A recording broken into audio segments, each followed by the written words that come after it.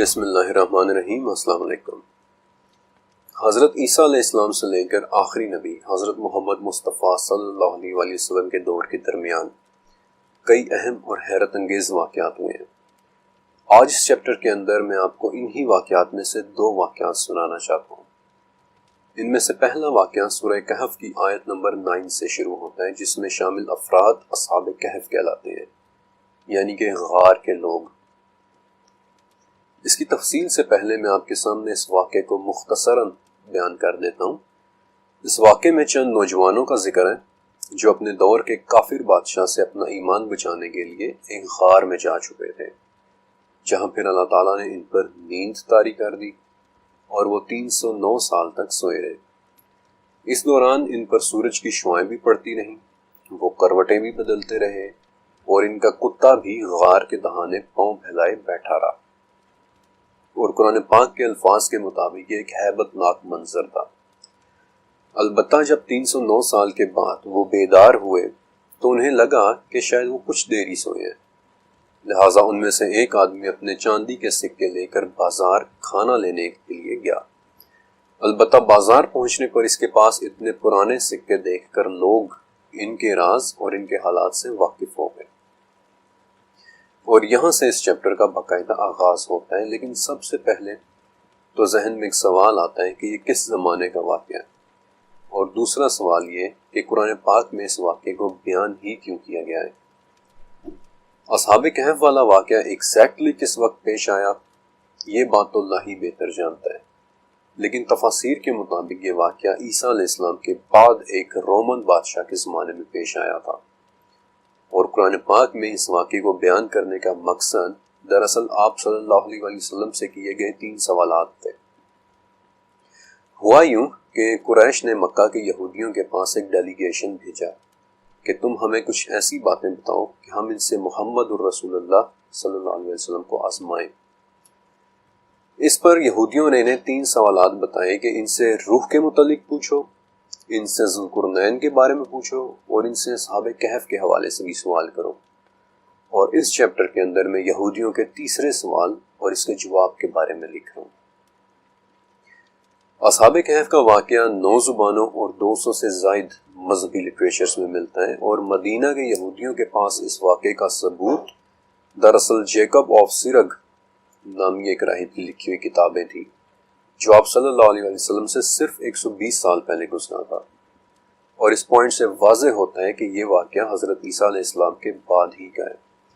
لیکن ایک بات میں آپ کو پہلے بتا دینا چاہتا ہوں کہ یہودیوں اور عیسائیوں کے درمیان نہ صرف اصحاب کہف کی تعداد پر اختلاف تھا، بلکہ وہ کتنا سال سوئے رہے اس پر بھی، اور وہ غار کس ملک میں ہے اس پر بھی اختلاف تھا۔ نجران کے عیسائی کہتے تھے کہ وہ غار ریڈ سی کے پاس وادی ایلا میں تھا، جہاں کوہ طور بھی ہے۔ کوئی کہتا کہ وہ غار نینوا میں ہے، نینوا جو کہ 2 دریاؤں کے درمیان کی سرزمین عراق کے شہر موصل کا پرانا نام ہے۔ کوئی روم کا کہتا اور کوئی بالکان سٹیٹس کا، مثلا البینیا، بوسنیا، بلغیریا، کوسوو، رومینیا یا سربیا وغیرہ۔ اور اس واقعے پر میری ریسرچ سننے کے ساتھ ساتھ آپ سورہ کہف بھی کھولے رکھیں تاکہ آپ کو وہ الفاظ سمجھنے میں آسانی ہو جن کا اس چیپٹر میں ذکر ہونے والا ہے۔ سورہ کہف کی 9ویں آیت سے پڑھنا شروع کریں، جہاں سے اصحاب کہف کا تعارف دراصل ایک سوال سے شروع ہوتا ہے کہ کیا تم سمجھتے ہو کہ غار اور رقیم والے ہماری نشانیوں میں سے کوئی عجیب نشانی تھے؟ اور یہ تعارف 2 بڑے ہی خاص الفاظ کے ساتھ ہو رہا ہے، اصحاب کہف اور اصحاب الرقیم۔ کہف تو غار کو کہتے ہیں، یہ بات ہم سبھی جانتے ہیں، لیکن رقیم کے بارے میں ابن عباس رضی اللہ تعالیٰ عنہ کہنا ہے کہ میں تمام قرآن پاک جانتا ہوں سوائے 3 الفاظ کے، اور وہ 3 الفاظ ہیں حنان، آواح اور رقیم۔ مجھے نہیں علم کہ رقیم کس چیز کا نام ہے۔ آپ کی آسانی کے لیے بتا دیتا ہوں کہ حنان سورہ مریم کا ایک لفظ ہے کہ جو اللہ تعالیٰ کی طرف سے حضرت یحییٰ علیہ السلام کو دی گئی تھی۔ آواح سورہ توبہ کا لفظ ہے کہ جو حضرت ابراہیم علیہ السلام کی ایک خاصیت تھی، اور رقیم سورہ کہف کا لفظ ہے کہ جو اصحاب کہف کے لیے استعمال ہوا ہے۔ میرے پاس موجود قرآن پاک میں رقیم کا ترجمہ کتبے والے لکھا ہوا ہے، اب رقیم کہہ لیں، کتبہ کہہ لیں یا تختی کہہ لیں، اس لفظ کی ایک ٹیکنیکل ٹرانسلیشن بھی ہے، یعنی ایک ایسا ٹیکسٹ کہ جو نمبرنگ کے ساتھ لکھا گیا ہو۔ مثلا جیسے ہم لکھتے ہیں نمبر 1 اور پھر اس کے آگے کوئی بات، پھر اس کے نیچے نمبر 2 اور پھر اس کے آگے کوئی بات، اس طرح، اور اسی لفظ سے پھر رقم اور مرقوم جیسے لفظ بھی نکلے ہیں۔ تفاسیر میں آتا ہے کہ اصحاب کہف کے نام ایک کتبے پر لکھ کر غار کے باہر لٹکائے گئے تھے۔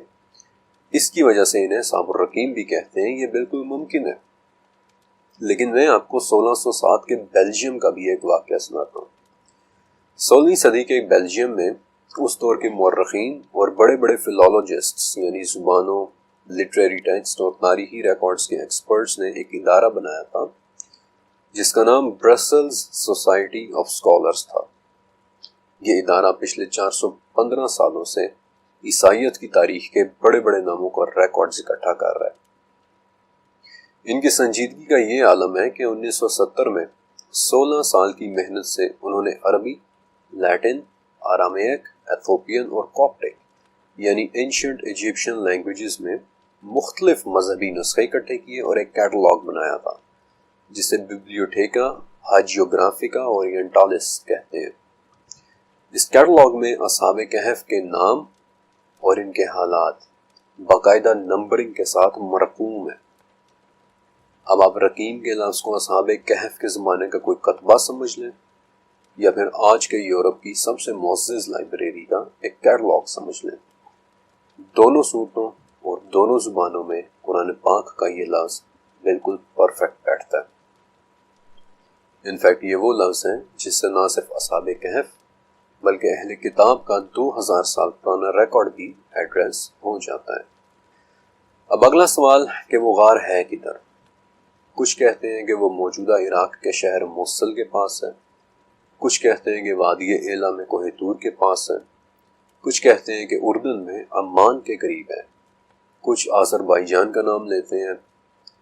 ترکی کا ایک شہر سلجوق بھی اصحاب کہف کی غار ہونے کے حوالے سے مشہور ہے، اور ایک قابل ذکر سائٹ ترکی ہی میں افسین نامی ایک شہر ہے جہاں ایک رومن بادشاہ جسٹینین نے خود بھی وزٹ کیا تھا، اور پھر وہ تحفے کے طور پر اپنے ساتھ سنگ مرمر کی محرابیں بھی لایا تھا جو آج بھی وہاں اصحاب کہف کلیے میں یعنی مسجد اصحاب کہف میں موجود ہے۔ پھر ایک مشہور ماننا یہ بھی ہے کہ وہ غار ترکی میں ازمیر شہر کے قریب ایفیسس کے مقام پر ہے، اور ایسا ماننے کی وجہ دراصل 6 صدی کا ایک مینیوسکرپٹ ہے جسے ایک راہب تھیوڈوسس نے لکھا تھا۔ اس مینیوسکرپٹ کا نام کوڈیکس ویٹیکانس 6018 ہے، جس کی ایک دستاویز ہے DC2 ٹیرائی سانگپے یعنی ارض مقدس کا سفر نامہ۔ اس کتاب میں بہت سے راستوں، جگہوں اور انجیل کے بتائے گئے بہت سے مقامات کا ذکر ہے جس میں اصحاب کہف کی غار کا تذکرہ بھی ہے، لیکن اس جگہ پر اصحاب کہف کا غار ہونا مشکل ہے، کیونکہ جس وجہ سے اس جگہ کو اصحاب کہف کا غار سمجھا جاتا ہے وہ یہ ہے کہ صلیبی جنگوں کے دوران ایفیسس سے چند ہڈیوں کو اصحاب کہف کی ہڈیاں سمجھ کر فرانس کے شہر مارسائے بھیجا گیا تھا، لیکن بعد میں ایفیسس سے کھدائی کے دوران اور بھی کئی سو قبریں ملی تھی، یعنی وہ ہڈیاں اصحاب کہف کی نہیں تھی بلکہ کسی قوم کے بہت بڑے اسکیل پر ہوئے قتل و غارت کی طرف اشارہ کرتی تھی۔ سورہ کہف کی 13ویں آیت میں اصحاب کہف کے متعلق قرآن پاک کا یہ دعویٰ ہے کہ ہم آپ کو یہ واقعہ بالکل سچ بتائیں گے کہ وہ چند نوجوان تھے جو اپنے بادشاہ کے کفر پر مجبور کیے جانے کی وجہ سے اپنا شہر چھوڑ کر غار میں چلے گئے تھے، اور یہاں سے میں آپ کو ایک بادشاہ کے بارے میں بتانا چاہتا ہوں جو حضرت عیسیٰ علیہ السلام کی پیدائش کے 250 سال بعد گزرا۔ ڈیکیس نام کا ایک شخص، اس شخص نے وقت کے بادشاہ فلپ سے ویرونا کے نام کے مقام پر ایک لڑائی کی جو اس وقت سربیا کے ملک میں ایک جگہ تھی۔ اس شخص نے بادشاہ کا قتل کیا اور خود روم کا بادشاہ بن گیا۔ یہاں ایک بات سمجھ لیں کہ وہ روم آج کا روم نہیں تھا کہ جو اٹلی کے اندر ایک چھوٹا سا شہر ہے، بلکہ وہ روم سلطنت روما یا رومن امپائر والا روم ہوا کرتا تھا جس کے زیر حکم آج کے 46 ممالک آتے تھے، تقریباً تمام یورپ اور ترکی کے کچھ حصے پر پھیلی ہوئی ایک سلطنت۔ اس بادشاہ ڈیکیس نے رومن امپائر میں رومن پولیتھیزم یعنی ایک سے زیادہ خداؤں کی عبادت کا نظام رائج کیا ہوا تھا، ایک ایسا نظام جس میں دیویوں اور دیوتاؤں کی عبادت ہوتی تھی۔ اور ان کے سب سے بڑے دیوتا کا نام اپولو تھا۔ لیکن ڈیکیس بالخصوص عیسائیوں کے ساتھ اپنی نفرت کی وجہ سے بھی مشہور تھا، لہٰذا اس نے بڑے پیمانے پر عیسائیوں کی نسل کشی شروع کر دی۔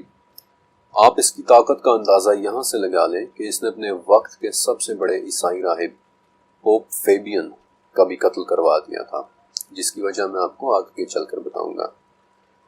انفیکٹ یہ وہ واحد بادشاہ ہے جسے عیسائی لٹریچر میں دیٹ فیئرس ٹائرنٹ یعنی وہ خونخوار ظالم کہہ کر بلایا گیا ہے۔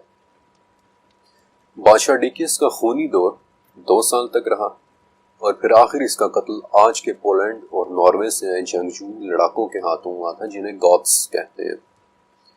اس کے قتل کی باقاعدہ خوشی منائی گئی تھی اور ہر ایک کی زبان پر ایک ہی جملہ ہوتا تھا کہ ڈیکیس کا دور پرانا ہوا، یہاں تک کہ ایران جیسے دور دراز کے ملک میں بھی ڈیکیس کے قتل کی خوشی منائی گئی۔ لیکن ایران اور عرب میں ڈیکیس کے نام میں ایک ویریشن آئی اور اس کا نام ڈیکیس سے دقیانوس ہو گیا۔ انفیکٹ یہ وہ لفظ ہیں جو آج بھی پاکستان کے اندر اسی کانٹیکسٹ میں زیر استعمال ہے کہ دقیانوس کا دور ختم ہوا، دقیانوس کے دور کی باتیں مت کرو، یعنی اس دور کی باتیں کہ جو اب ختم ہو چکا ہے۔ اب دقیانوس کے متعلق میں نے آپ کو اس لیے بتایا کہ پچھلی صدی میں مصر کے ایک شہر البحنسا میں کھدائی کے دوران 4 حکم نامے ملے تھے، جنہیں سن 250 میں جاری کیا گیا تھا، یعنی حضرت عیسیٰ علیہ السلام کے 250 سال بعد اس بادشاہ کے زمانے میں۔ اور ان حکم ناموں پر اسی بادشاہ دقیانوس کے دستخط تھے، جنہیں میں آپ کو اردو میں ٹرانسلیٹ کر کے بتا رہا ہوں کہ سلطنت کے رہائشی اپنے علاقوں اور اپنے مختص کیے گئے دنوں میں قاضی کے سامنے قربانی کیا کریں گے۔ انہیں ان کی قربانی پر ایک سرٹیفکیٹ جاری کیا جائے گا جو روما کے خداؤں، روما کے بادشاہ اور قربانی کے دوران موجود قاضی کے ساتھ وفاداری کی علامت ہوگا۔ سلطنت کے رہائشی اس قربانی میں سے خود بھی کھائیں گے اور قاضی کو بھی دیں گے۔ آپ نے یہ حکم نامہ غور سے سنا۔ بادشاہ دقیانوس نہ صرف سلطنت کے رہائشیوں کو اپولو کی عبادت پر مجبور کر رہا تھا، بلکہ دیوتاؤں کے لیے، پھر اپنے لیے اور پھر قاضی کے نام پر کی گئی ایک حرام قربانی میں سے کھانے کا بھی حکم دے رہا تھا۔ اور اب میں چاہتا ہوں کہ آپ سورہ کہف کی 19ویں آیت پڑھیں، جہاں اصحاب کہف کے بیدار ہونے اور پھر کھانا منگوانے کی خواہش کا ذکر ہے۔ لیکن وہ اپنے آدمی کو بھیجتے ہوئے اسے صرف کھانا لانے کا نہیں کہتے، بلکہ اچھی طرح دیکھ بھال کر پاک کھانا لانے کا کہتے ہیں، یعنی ایسا کھانا جو کفر سے پاک ہو، حلال ہو، قرآن کے الفاظ کے مطابق زکی ہو۔ میں نہیں جانتا کہ میں اپنی بات سمجھا پا رہا ہوں یا نہیں، لیکن اٹ میکس پرفیکٹ سینس کہ جس سلطنت میں کھانا خداؤں، بادشاہوں اور قاضیوں کے نام پر ملتا ہو، وہاں اصحاب کہف کا اچھی طرح دیکھ بھال کر پاک کھانا لانے کی خواہش کرنا بالکل سمجھ میں آتا ہے۔ بادشاہ ڈیکیس کے کفری عقائد اور اپنی رعایا پر بھی کفر تھوپنے کے ثبوت ہمیں البحنسا سے دریافت ہوئے ان حکم ناموں میں ملتا ہے، بلکہ یہی وہ وجہ تھی جس کی وجہ سے ڈیکیس نے سب سے بڑے عیسائی پادری پوپ فیبین کو بھی قتل کروا دیا تھا، کیونکہ پوپ فیبین نے بادشاہ کے نام پر قربان ہوا کھانا کھانے سے انکار کر دیا تھا۔ میں نے آپ کو شروع میں ہی بتایا تھا کہ کچھ علماء کے مطابق اصحاب کہف کی غار بلکان سٹیٹس میں ہے، اور ان سٹیٹ میں سے چند کے نام بھی میں نے آپ کو بتائے تھے۔ ڈیکیس بادشاہ انہی میں سے ایک سٹیٹ سربیا میں رہا کرتا تھا۔ سربیا وہ جگہ ہے جہاں دنیا کے 4 بڑے پہاڑی سلسلے ملتے ہیں، جن میں سے 2 سلسلے کارپیتھین ماؤنٹینز اور یورپین ایلپس اپنے اندر دنیا کی بڑی بڑی غاریں رکھتے ہیں، اور ایسی ہی ایک وسیع غار کا ذکر سورہ کہف کی 17ویں آیت میں ہے کہ وہ اس غار کے اندر ایک وسیع، ایک کشادہ جگہ میں ہے، اور سربیا ہی اصحاب کہف کے حوالے سے ایک واضح لوکیشن لگتی ہے۔ لیکن پھر بھی میں یہی کہوں گا کہ اللہ بہتر جانتا ہے۔ بہرحال یہاں میں ایک بات مزید ایڈ کرنا چاہتا ہوں کہ سورہ کہف کی 19ویں آیت میں ہے کہ تم اپنے میں سے کسی ایک کو کھانا لانے کے لیے بھیجو اور اسے اپنے چاندی کے سکوں میں سے دے دو۔ یہ ایک انتہائی اہم پوائنٹ ہے، کیونکہ جب اصحاب کہف اس غار میں گئے تو یقیناً ان کے پاس سن 250 عیسوی کے بادشاہ ڈیکیس ہی کی کرنسی یعنی چاندی کے سکے تھے، لیکن جب وہ 309 سال بعد بیدار ہوئے اور انہیں لگا کہ شاید وہ دن کا کچھ ہی حصہ سوئے ہیں، تو انہوں نے اپنے پاس موجود چاندی کی کرنسی استعمال کرنے کا سوچا تھا، اور جب انہوں نے بازار میں وہ 300 سال پرانی کرنسی استعمال کرنا چاہی تو بازار والوں پر ان کا راز کھل گیا۔ آپ امیجن کر سکتے ہیں کہ اس وقت بازار والوں کو کیسا لگا ہوگا۔ یہ ایسا ہی ہے کہ آج پاکستان میں کسی سپر مارکیٹ میں کوئی شخص اکبر بادشاہ کے زمانے کے رام اور سیتا والے سکے لے کر خریداری کرنے آ جائے، یقیناً اس کے گرد اچانک سے جمگٹا لگ جائے گا کہ کون ہے یہ شخص اور کہاں سے آیا ہے۔ بلکہ آپ کی دلچسپی کے لیے بتا دیتا ہوں کہ اکبر بادشاہ نے واقعی 1604 میں ایسے سکے جاری کیے تھے کہ جن پر ہندو دیوتا رام اور دیوی سیتا کی تصویریں کھدی ہوئی تھیں۔ ان میں سے 3 سکے آج بھی موجود ہیں۔ اب میں آپ کو اصحاب کہف کی نیند کے متعلق بتاؤں گا۔ سورہ کہف کی 11ویں آیت کی طرف آئیں، جس کا آغاز ہوتا ہے فَضَرَبْنَا عَلَىٰ أَذَانِهِمْ، یعنی ہم نے ان کے کانوں پر ضرب لگائی۔ ان الفاظ کے مختلف ترجمے کیے گئے ہیں۔ کہیں لکھا ہے کہ ہم نے ان کے کانوں پر نیند کا پردہ ڈال دیا، کہیں لکھا ہے کہ ہم نے ان کے کانوں پر مارا، کہیں صرف اتنا ترجمہ کیا گیا ہے کہ ان پر نیند کا غلبہ ہو گیا۔ لیکن صرف 1 منٹ کے لیے سوچئے کہ اگر مقصد اصحاب کہف پر نیند طاری کرنا تھا تو پھر کانوں پر مارنے کا ذکر کیوں آیا؟ سر پر مارنے کا ذکر کیوں نہیں آیا؟ حالانکہ سر پر مارنے سے تو انسان جلدی بے ہوش ہو جاتا ہے، ایک گہری نیند میں چلا جاتا ہے۔ اگر میں آپ سے پوچھوں کہ کانوں کا بنیادی فنکشن کیا ہے تو یقیناً آپ یہی کہیں گے کہ ہم کانوں سے سنتے ہیں۔ آپ کا جواب بالکل صحیح ہے، ہم کانوں سے سنتے بھی ہیں، اور ہمارے کانوں کا اندرونی حصہ ہمارے جسم کو بیلنس رکھنے میں بھی مدد دیتا ہے۔ تو کیا پھر سننے کا یا آواز کا نیند سے کوئی تعلق ہے؟ چیپٹر کے اس حصے میں آپ کو آوازوں کے متعلق چند انتہائی عجیب و غریب اور دلچسپ باتیں بتانے والا ہوں، اور آپ نے غور سے یہ باتیں سننی ہے، کیونکہ اللہ نے چاہا تو اس ڈاکیومنٹری کے اگلے والیوم کے چیپٹرز میں آواز کا بہت اہم کردار ہوگا۔ آوازوں کی سٹڈی ایکوسٹکس کہلاتی ہے، اور فَضَرَبْنَا عَلَىٰ آذَانِهِمْ کے الفاظ 1 نہیں، 2 نہیں، 3 نہیں، بلکہ 12 قسم کی آوازوں کی عجیب و غریب صفات پر تحقیق کے دروازے کھول دیتے ہیں، جن میں سے میں آپ کو 5 کے بارے میں بتاؤں گا۔ سب سے پہلے میں آپ کو کائمیٹکس کے بارے میں بتانا چاہتا ہوں، کیونکہ یہ سب سے واضح ثبوت ہے کہ آوازوں کا ہماری فزیکل دنیا پر اثر ہوتا ہے۔ کائمیٹکس کا لفظ یونانی لفظ کائما سے نکلا ہے، جس کا مطلب ہوتا ہے ایک لہر۔ اس کی دریافت دراصل 1945 میں ایک سوئس نیچرل سائنٹسٹ ہانس جینی نے کی تھی۔ اس نے کہا تھا کہ آوازیں لہروں کی صورت میں سفر کرتی ہیں۔ یہ بات ہم سبھی جانتے ہیں، اور کسی بھی آواز کی 1 سیکنڈ میں کتنی لہریں پیدا ہوتی ہیں وہ اس آواز کی فریکوینسی کہلاتی ہے، یہ بھی ہم سبھی جانتے ہیں۔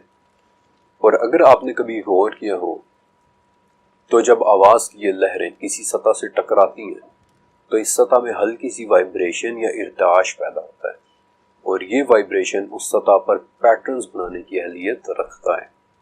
لیکن اصل حیرت کی بات یہ نہیں ہے، اصل حیرت کی بات یہ ہے کہ یہ پیٹرنز بالکل بھی رینڈم نہیں ہوتے، بلکہ بہت میننگ فل اور بالکل سیمیٹریکل ہوتے ہیں، اور انفیکٹ بہت خوبصورت ہوتے ہیں۔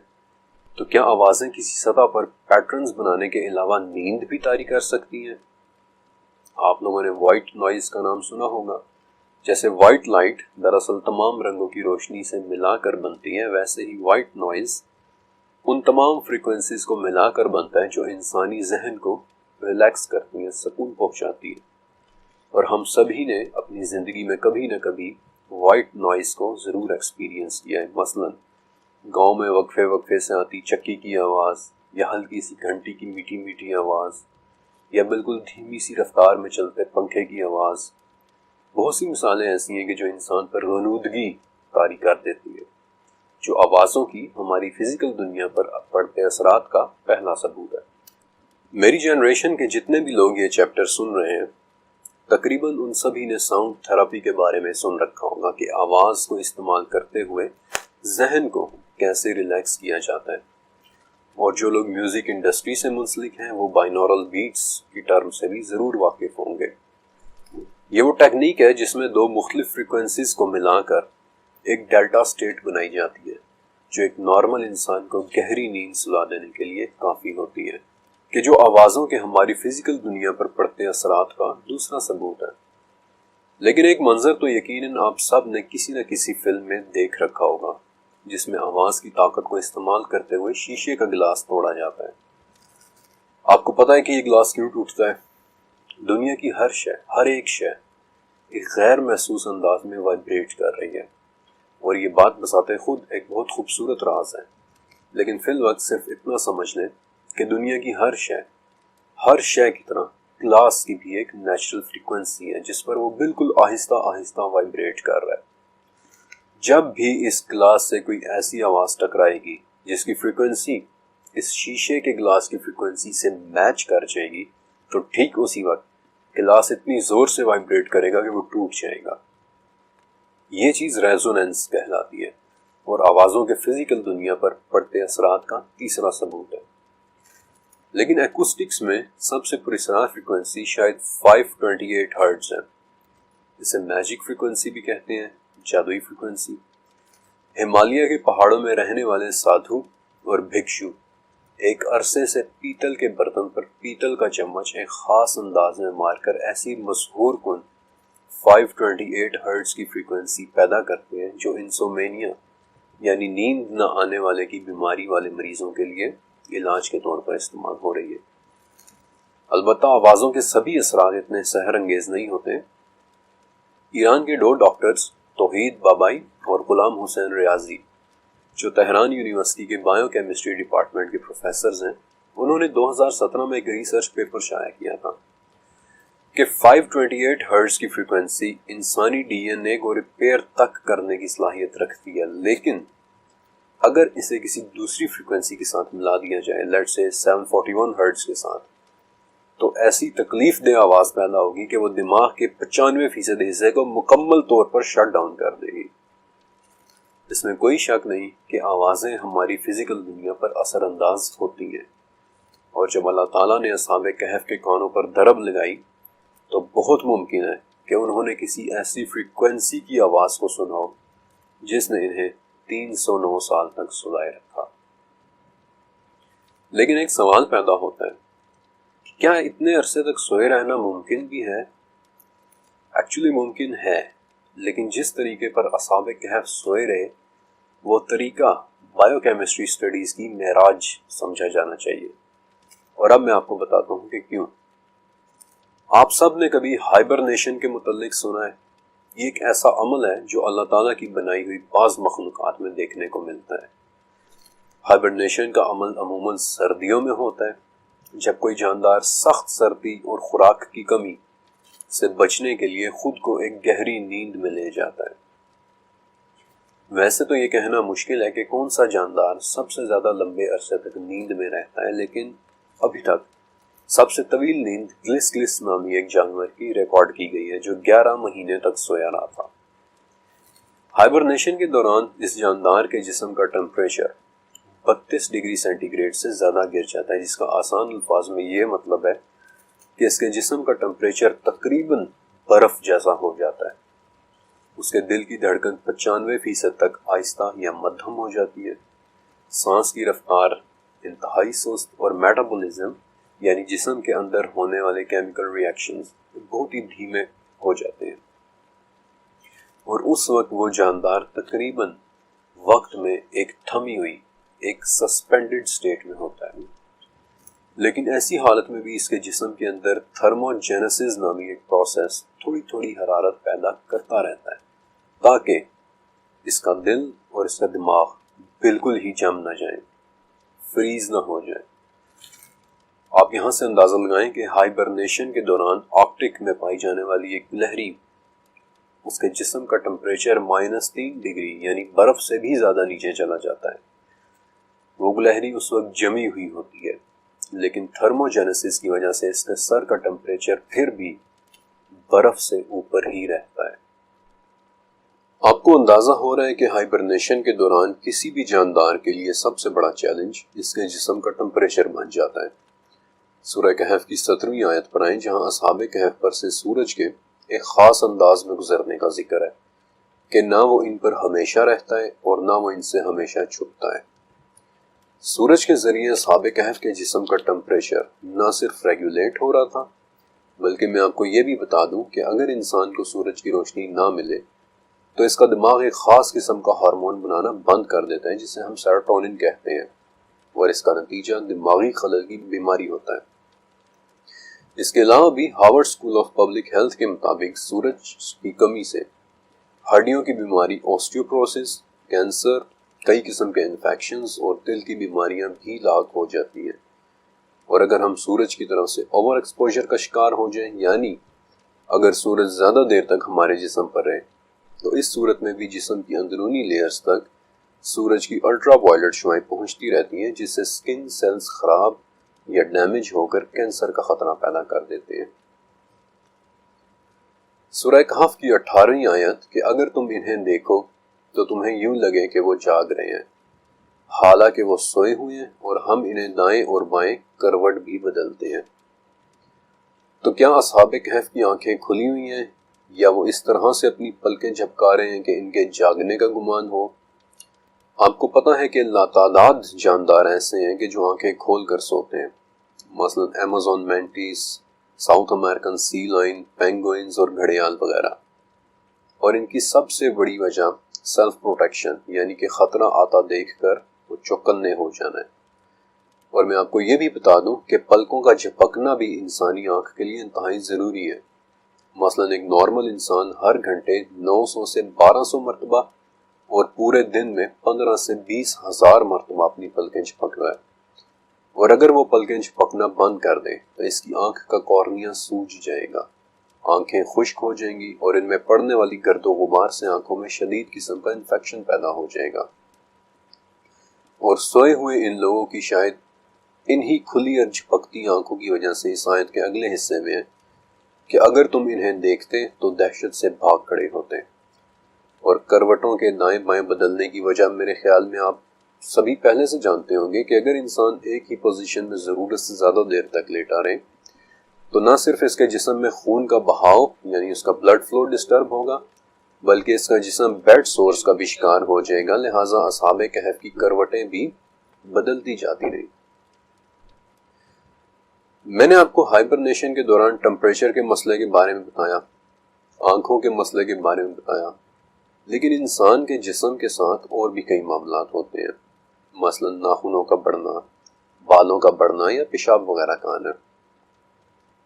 2011 اور 2016 میں ناروے کی انلینڈ یونیورسٹی آف اپلائیڈ سائنسز کی ڈاکٹر الینا ایونز نے پہلی مرتبہ بڑے جانوروں کی ہائبرنیشن پر ریسرچ کی تھی۔ اس مقصد کے لیے انہوں نے ریچ کی ہائبرنیشن پر ڈیٹا اکٹھا کیا تھا۔ ریچ ہر سال سردیوں کے مہینوں میں 5 سے 7 مہینے تک ہائبرنیٹ کرتے ہیں، اور ڈاکٹر الینا کی ریسرچ سے کچھ بڑی حیرت انگیز باتیں پتہ چلتی ہیں۔ پہلی بات کہ ہائبرنیشن کے دوران ریچ کا جسم اپنے پروٹینز اور پیشاب کو ری سائیکل کر لیتا ہے، جس سے وہ پٹھوں کی ایک بیماری مسل ایٹروفی کا شکار نہیں ہوتے۔ اس سے ان کا بون میس بھی کم نہیں ہوتا، ورنہ وہ اوسٹیوپروسس کا شکار ہو جائے۔ پھر ہائبرنیشن کے دوران ریچھ کا جسم اپنے اندر چند ضروری امینو ایسڈز اور ایسے جینز کو ریگولیٹ کر لیتا ہے کہ جو پٹھوں کو سکڑنے اور ضائع ہونے سے محفوظ کر لیتے ہیں۔ یعنی آسان الفاظ میں، نیند کے اس عرصے میں جانداروں کی گروتھ ڈیولپمنٹ تقریباً رک جاتی ہے، جس سے نہ ان کے ناخن بڑھتے ہیں، نہ ہی ان کے بال بڑھتے ہیں، اور نہ ہی انہیں پیشاب آتا ہے، بلکہ ایک طرح سے وہ وقت میں بالکل سسپینڈڈ ہوئے ہوتے ہیں۔ سورہ کہف کی 25ویں آیت کے مطابق وہ لوگ اپنے غار میں 309 سال تک رہے۔ اب غور سے سنیے، ڈیکیس کے ٹائم اور اصحاب کہف کی نیند کے 287 سال بعد رومن امپائر کا زوال شروع ہو جاتا ہے۔ جسٹینین ون نامی ایک انصاف پسند عیسائی بادشاہ اقتدار میں آتا ہے، اور بیزنٹین امپائر کی حکمرانی کا آغاز ہوتا ہے۔ لیکن اصحاب کہف کے جاگنے کے لیے حالات ابھی بھی سازگار نہیں ہیں۔ ایران کے بادشاہ نے رومن امپائر پر حملہ کر دیا، لیکن جسٹینین ایک امن پسند بادشاہ تھا، اس لیے اس نے 5,500 کلو سونا دے کر ایک امن معاہدہ کر لیا۔ پھر اگلے 13 سال کے دوران اس نے تمام پرانے کفری عقائد کا خاتمہ کیا اور نئے قوانین بنوائے جنہیں آج بھی ہم کارپس جیورس سیولس کے نام سے جانتے ہیں۔ بیزنٹین امپائر اور ترکی میں عیسائیت کا نفاذ کیا، بلکہ ترکی کی ہایا صوفیہ بھی اسی جسٹینین نے بنوائی تھی۔ لیکن ایک اہم بات کہ پرانے احکامات کے ساتھ ساتھ اس نے پرانی کرنسی بھی کینسل کروا دی، اور یہ وہ وقت تھا جب اللہ رب العزت نے اصحاب کہف کو ان کی معجزانہ نیند سے بیدار کیا۔ اور پھر جب وہ اپنی پرانی کرنسی لے کر بازار میں کھانا لینے کے لیے گئے اور کینسل ہو چکی اس کرنسی کو دیکھ کر بازار والوں پر ان کا راز کھل گیا۔ اس چیپٹر کو لکھتے ہوئے مجھے ہائبرنیشن اور ڈورمنسی کے سبجیکٹ پر بہت زیادہ تحقیق اور محنت کرنی پڑی تھی، لیکن اپنی اسٹڈی کے دوران میری نظر سے ایک جملہ گزرا جو میں آپ کے ساتھ ضرور شیئر کرنا چاہتا ہوں۔ ہائبرنیشن میں موجود جانداروں کے جسم ہر کچھ وقفے کے بعد اپنے نارمل ٹمپریچر پر واپس آتے ہیں، جسے بائیولوجی کی زبان میں اراؤزل کہتے ہیں۔ کئی دہائیوں سے اس کی وجہ معلوم کرنے کی کوشش کی جا رہی ہے، لیکن ہم کوئی بھی وجہ سمجھنے سے فی الوقت قاصر ہیں۔ اصحاب کہف کا واقعہ مکمل ہونے کے بعد سورہ کہف کی 26ویں آیت میں ایک بہت خاص پیغام ہے، ایک فائنل ورڈکٹ۔ وہی دیکھنے والا ہے، وہی سننے والا ہے۔ زمین اور آسمان کی تمام مخلوقات کی خبر گیری سوائے اللہ کے اور کوئی بھی نہیں کرتا۔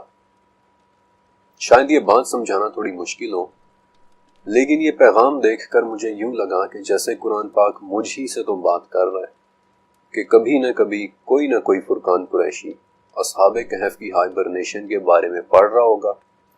وہ یہ بھی پڑھے گا کہ ہمیں نہیں پتا جانداروں کے جسم کا ٹمپریچر ایک بہت گہری نیند کے دوران خود ہی کیسے نارمل ہو جاتا ہے، اور پھر وہ یہ بھی پڑھے گا کہ اللہ کی مخلوقات کی سوائے میرے پیارے اللہ کے کوئی اور خبرگیری نہیں کرتا۔